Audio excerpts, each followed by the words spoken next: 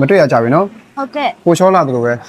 တရားကိုနုလားဖြောင်းပြီးတော့အယောင်လေးစိုးပြီးတော့နော်ပုံကဆရာအဆင်ပြေတယ်လို့လေးညှက်ပြီးပေါ့နော်လိုက်တဲ့ပုံလေးလှတာ အခုလက်ရှိအကောက်တွေမကြိုက်တော့ဘူးနော် ကြိုက်တော့ လုံးဝပြောင်းချင်နေပြီ တောင်းချင်နေ နှစ်တက်မှာနော်နှစ်တက်မှာလုံးဝ ပုံစံအစ် ပုံစံအသစ်အယောင်အသစ်နဲ့ရွေးချယ်ထားတဲ့အယောင်ရှိလားကျွန်တော်ပဲရွေးချယ်ပေးရမလား တရားပဲလိုက်တာလေးလုပ်ပေးလိုက်ပေါ့နော် โอเคအမကကြတော့အသားဖြူတယ်ပေါ့နော် ဟုတ် အသားဖြူတဲ့ထဲမှာပါတယ်ဆိုတော့